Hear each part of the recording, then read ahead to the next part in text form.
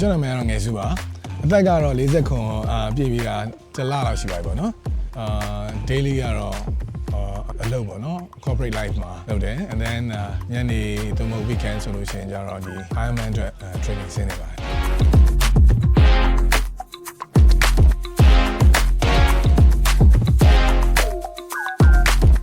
SC ကနေပြီးတော့triathlon စပြီးတော့ introduce လုပ်တဲ့အချိန်မှာ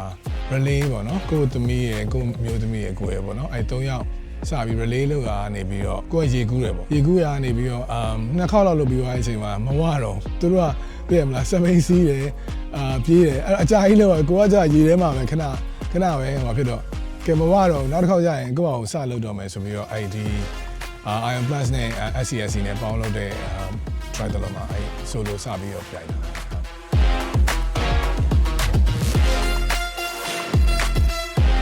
ခါလေးပင်ပန်းတဲ့အချိန်လို့ပေါ့ဆိုအလုပ်ရမ်းများလာပြီဒီနေ့တော့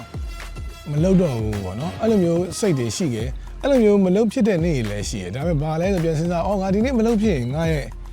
training တရက်ရောရင်ငါပြိုင်ပွဲမှာတရက် suffer ဖြစ်မယ်စပြီးပြေးတော့5 km ပြေးတယ်အဲ့ဒါပြီးတော့ငါပို့လုံနိုင်တယ်10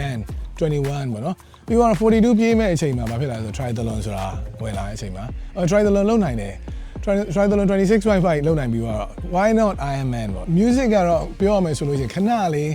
ဒီ Ironman မှာခဏလေးနားထားရတယ်ပေါ့နော်ဘာလို့လဲဆိုတော့သူ့အတွက်အချိန်ကလည်းပေးရတာနည်းနည်းများတယ်ဒါပေမဲ့ဒီလောက်ကနေတာတော့မှပဲတချင်းတစ်ပုတ်တီးပြီးသွားပြီIronman ပြီးသွားရင်တော့ထွက်မယ်တင်တယ်လူဆိုတာလေ benchmark ပေါ့နော်ကိုငါဒါလုပ်ခဲ့တယ်ငါဒါလုပ်နိုင်တယ်အဲ့ဒါကနေပြီးတော့တဖြည်းဖြည်းနဲ့ပါလဲဆိုတော့ကိုယ့်ရဲ့အချင်းအကြတော့ကိုအမြဲပြန်ကြည့်ပြီးပြန်ပြိုင်တယ်